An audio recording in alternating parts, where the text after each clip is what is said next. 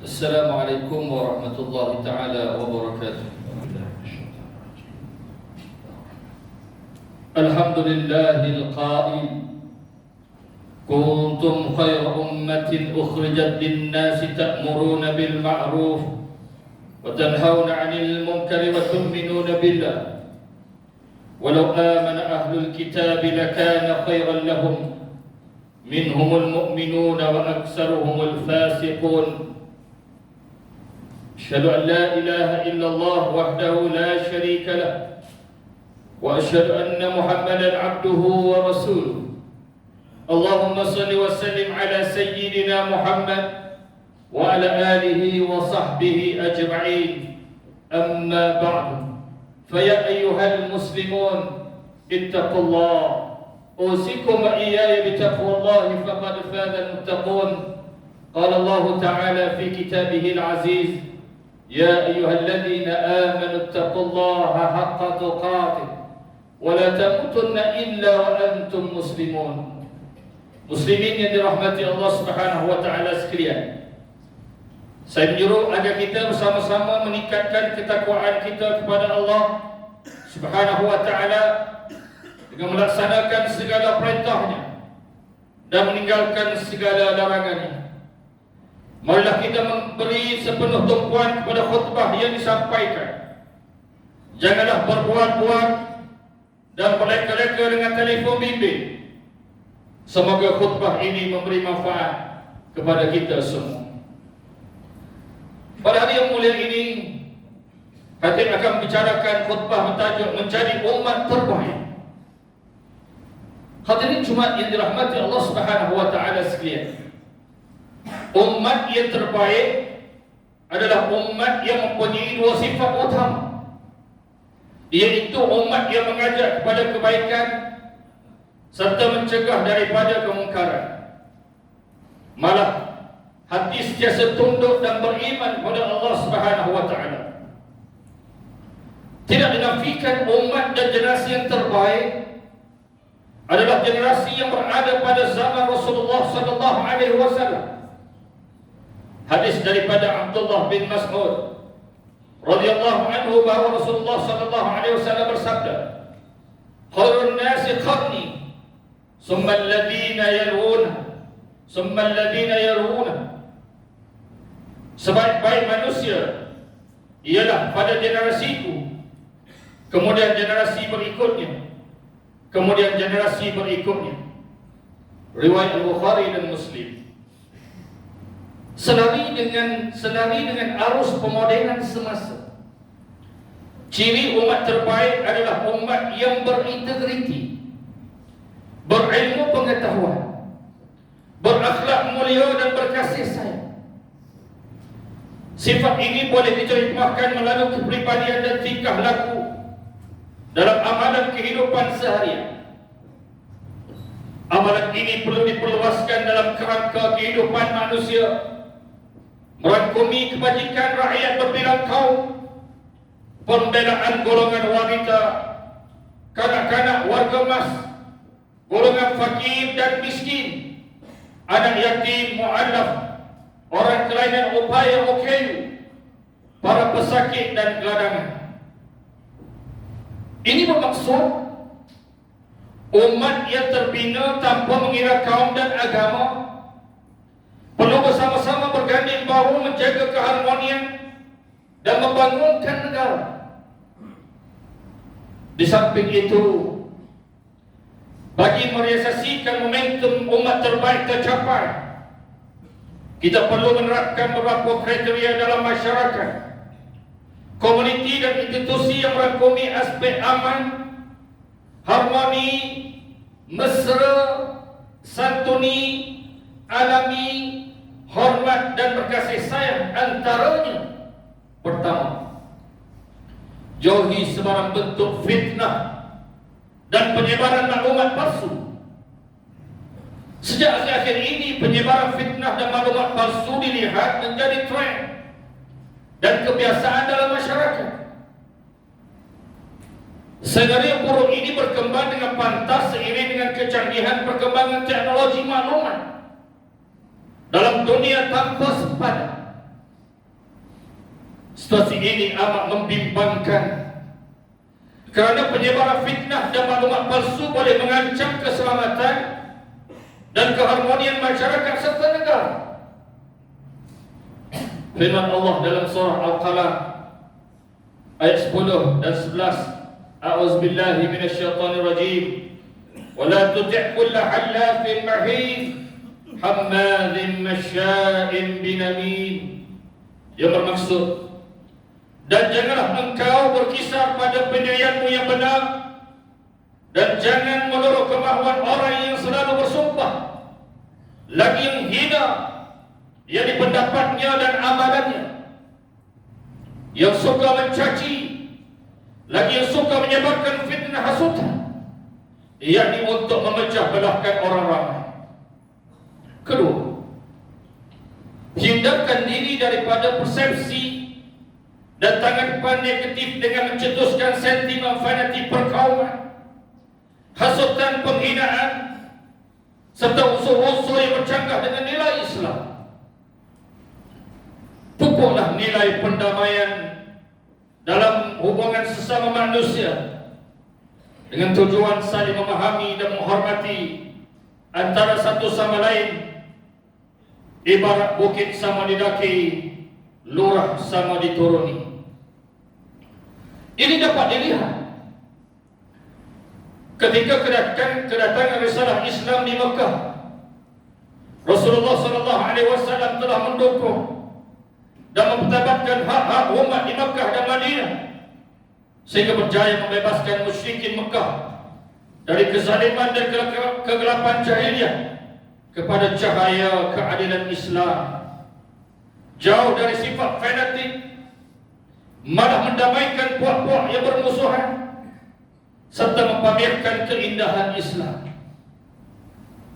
Ini bertepatan dengan hadis Rasulullah SAW yang menganjurkan sifat rahmah dan kasih sayang antara sesama insan, sebagaimana hadis riwayat daripada Abu Hurairah radhiyallahu anhu bahwa Rasulullah SAW bersabda, "Ya ayyuhan nas, innama ana rahmatun muhdad."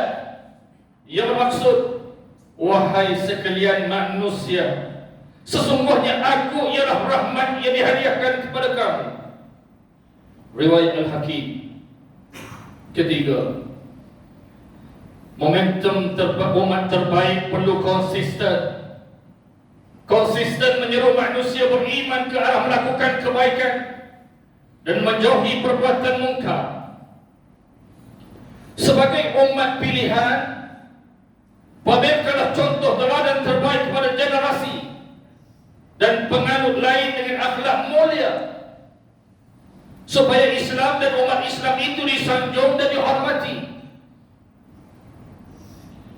Senantiasalah menjaga izzah ummah dan agama Islam, kerana ianya akan menjadi penentu pada kejayaan sesebuah tamadun atau negara. Allah Subhanahu wa taala berfirman dalam surah Al-Munafiqun ayat 8, A'udzubillahi minasyaitonir rajim. Yaquluna la in raja'na ila al-madinati la yukhrijanna al-a'azzu minha al-azal. Walillahi al-'izzatu wa lirasulihi wa lilmu'minina walakinna al-munafiqina la ya'lamun. Mereka berkata lagi, demi sesungguhnya jika kita kembali ke Madinah, yakni dari medan perang, sudah tentu orang-orang yang mulia lagi kuat, yakni pihak kita akan mengusir keluar dari Madinah orang-orang yang hina lagi lemah, yakni pihak Islam. Padahal bagi Allah jualah kemuliaan dan kekuatan itu, dan bagi Rasulnya serta bagi orang-orang yang beriman. Akan tetapi golongan yang munafik itu tidak mengetahui yakni hakikat yang sebenarnya. Keempat, umat terbaik perlu bersama-sama membeling tenaga tanpa prejudis atau sebarang konspirasi demi menjamin kesejahteraan dan keharmonian. Negara tidak akan berdaya saing dan maju ke hadapan Sekiranya kita masih terbelenggu dengan tabiat tidak kisah, tak ambil peduli terhadap isu-isu yang melibatkan kepentingan negara. Firman Allah Subhanahu wa taala dalam surah Ali Imran ayat 104, A'udzubillahi minasyaitonir rajim. Wal takum minkum ummatun yad'una ila al-khair wa ya'muruna bil ma'ruf wa yanhauna 'anil munkar wa ulaika humul muflihun. Dan hendaklah ada antara kamu segolongan umat yang menyeru kepada kebajikan, menyuruh kepada perkara yang ma'ruf dan mencegah daripada perkara yang mungkar. Inilah orang-orang yang beruntung. Hadirin sidang jemaat yang dirahmati Allah sekalian, dalam membina momentum umat terbaik, mulakan langkah menyantuni masyarakat tanpa mengira kaum dan agama dalam aspek kebersamaan, dengan penekanan elemen keharmonian, toleransi dan perpaduan dalam hubungan masyarakat majmuk. Rasulullah SAW konsisten istiqamah berlaku adil dengan non-muslim. Baginda mempamerkan nilai kemanusiaan yang tinggi dalam aspek interaksi sosial. Ini menunjukkan Islam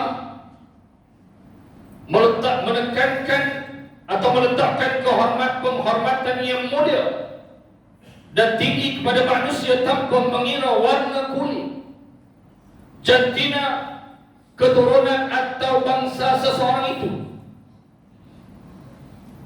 Ketika Asma radhiyallahu anha didatangi oleh ibunya yang masih belum beriman,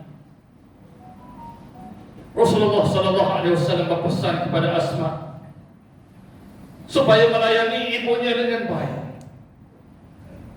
Malah apabila delegasi Kristian Najran datang ingin berdialog dengan Rasulullah sallallahu alaihi wasallam, mereka dilayan dengan penuh hormat. Namun begitu, dalam menerapkan nilai umat terbaik, Rasulullah sallallahu alaihi wasallam juga meletakkan sempadan yang jelas apabila melibatkan soal akidah dan kesucian agama Islam. Umat yang terbaik perlulah menjauhi sifat sombong dan takabur, agar terbina minda dan jiwa yang positif, hingga membentuk umat yang berakhlak mulia, kesan menjiwai agama yang luhur. Sifat ini amat penting selaras dengan prinsip toleransi yang diamalkan dalam masyarakat di negara kita. Saling menghormati pegangan agama masing-masing untuk mencapai keharmonian antara kaum. Yang penting, setiap orang Islam dan bukan Islam haruslah memahami dasar-dasar toleransi Islam dan dasar-dasar hidup bersama di antara berbagai kaum dan agama. Ini kerana Islam bukan agama berasaskan paksaan ataupun agama yang menekan sesuatu golongan tertentu. Kerana dalam sejarah Islam tidak ada satu pun peristiwa yang menunjukkan bahawa Islam memaksa atau menekan golongan bukan Islam. Sebagai contoh, sikap toleransi ini telah dijelmakan oleh masyarakat Muslim dan non-Muslim di Malaysia dalam amal rumah terbuka ketika berhari raya untuk mencapai perpaduan antara kaum. Hadirin yang dikasihi Allah Subhanahu wa taala sekalian, bagi mengakhiri khutbah pada hari ini, malah kita sama-sama hayati pengajaran berikut.